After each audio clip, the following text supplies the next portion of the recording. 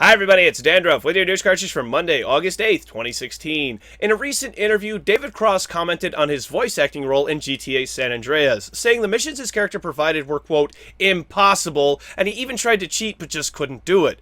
Mr. Cross, if you're watching, I'm a huge fan. You don't actually need to blow up the airplanes, you just need to blow up the little bombs that they're carrying in order to pass the mission.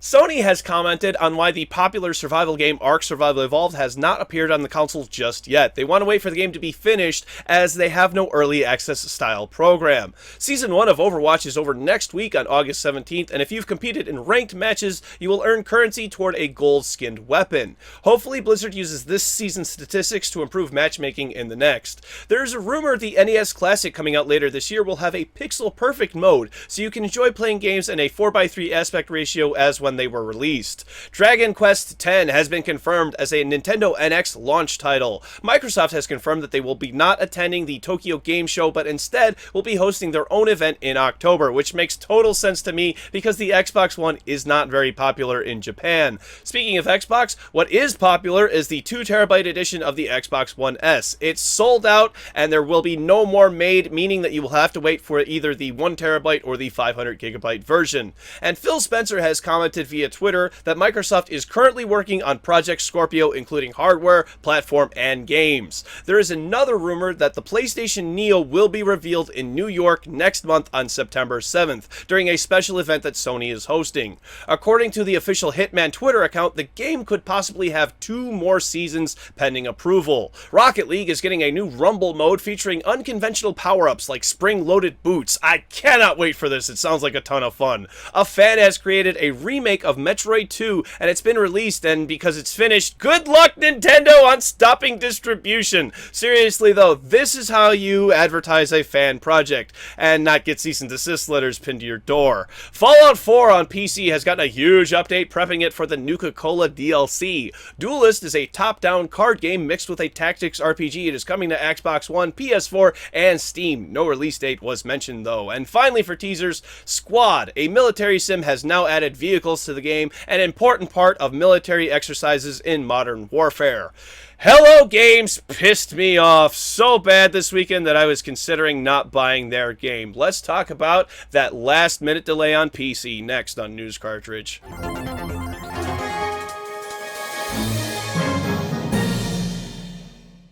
I am officially dissatisfied with the business ethics and actions the company Hello Games has taken in regards to their game No Man's Sky, which releases tomorrow for PS4. It was tweeted by Sean Murray late Friday night the game would not be releasing for PC the same time as the PS4 version, but instead would be delayed by 3 days. The only reasoning we were given was the game would do better on a worldwide launch for PC, whatever the fuck that means, and they needed to add 21:9 aspect ratio support. Both of these arguments hold no weight. They intended on launching worldwide anyway with the original date of August 9th, because that's how Steam works, Hello Games, and 21:9 support affects very few gamers. According to Steam, most people are playing at 1920 by 1080. 2560 by 1080 includes just 0.35% of gamers. That's right, just over 1/3 of 1%. Even so, 21:9 support could always be patched in later. Those users would just have to deal with black bars on the sides of their monitors for a time being, but it would still mean that everyone could play. Seems crazy to me to deny the game to everyone to please so few. But the thing that gets to me the most is this tweet right here, where he says, "There are reasons we have to be tight-lipped at times. I'm sorry for the confusion." He knew it was going to be delayed. The very fact that they put this on their website a week before officially confirming it means to me that they hoped no one would notice. This is the shittiest thing of 2016. Mark my words. And this comment about him attaching cardboard to his monitor to get the 21:9 right is just pathetic. The studio releasing the most hyped game of 2016 doesn't have $150 for a monitor. I am so frustrated by this because normally I would say, I'll just wait for the next shooter, I'll just wait for the next RPG, but there's not another procedurally generated simulation of the universe game out there for me to go to. If I want to play a game like this, I have to get No Man's Sky. In other news, it was really fun watching No Man's Sky streams get taken down on both Twitch and YouTube over the weekend. If you weren't aware, it's part of both platforms' ELUA to not broadcast any game if you don't have explicit permission to do so before the street date. So don't do it unless you want to put your channel in jeopardy. The servers were wiped yesterday and will again be wiped today before launch, and patch 1.0.3 has been released today as well, adding a ton of new content to the game, supposedly fixing a bunch of issues with bugs, glitches, and exploits. And now I had to rewrite the end of this story because it's been announced No Man's Sky is not a multiplayer game.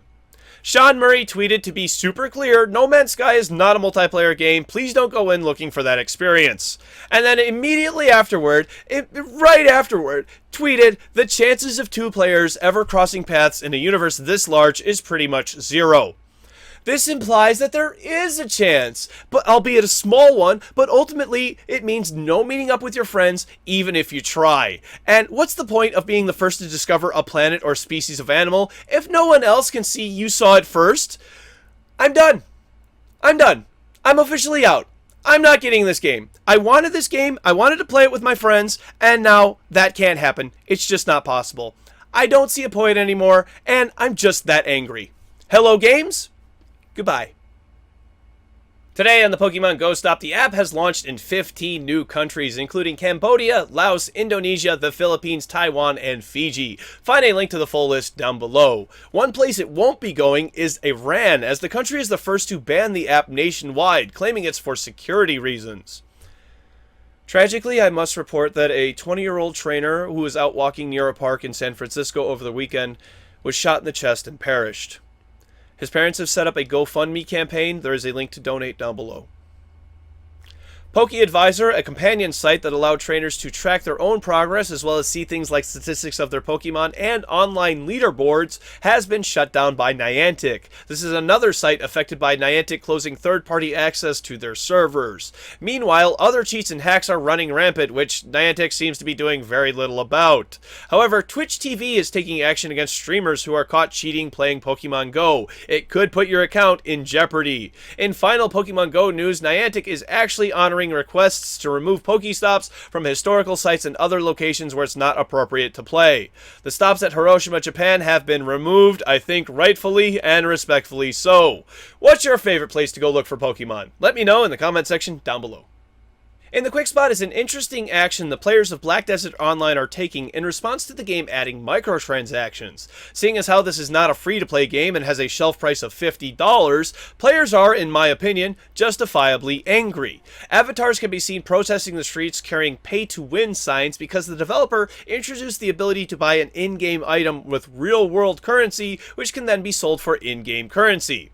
If you've played any sort of MMORPG, you can guess what this has done to the economy. Do you have a problem with this, or do you think microtransactions in any game that isn't free to play isn't okay? Let me know in the comment section down below. Finally for the day, about a month ago, I did a story about Denuvo, a DRM or digital rights management tool that had been cracked. A few days later, no proof had surfaced of the crack working, and the maker of Denuvo claimed their software had not been broken, and I agreed at the time. All that changed over the weekend. The new Doom game uses Denuvo, and legitimate cracked versions started showing up. Apparently the crack had also been applied to Rise of the Tomb Raider, meaning the floodgates have sprung open. The Russian hacker whom I reported on last month may very well be the responsible party because 3DM, the Chinese hacking group, has not claimed responsibility just yet, though possibly they may. As I mentioned in the past, I am not an advocate for piracy, nor do I demonize it either. What I will give my full support to is rewarding developers for wonderful products that they have created that we spend hours of our time playing. And now it's time for tomorrow's game releases for PC: Lucius to Make, PlanCon Space Conflict, Dungeon Fighter Online, Kingdom New Lands, Blade Ballet, Ikine, Wake Up, VR Ultimate Pinball, Heartbreak Regret and Paintbots, and Worldly Cup. For PlayStation 4, No Man's Sky, Brutal, Ollie Ollie Epic Combo Edition, and Uno 2016. For Xbox One, Kingdom New Lands. Thank you very much, everybody. This has been News Cartridge. I am Dandruff. I'll see you tomorrow. And does a radioactive cat have 18 half-lives?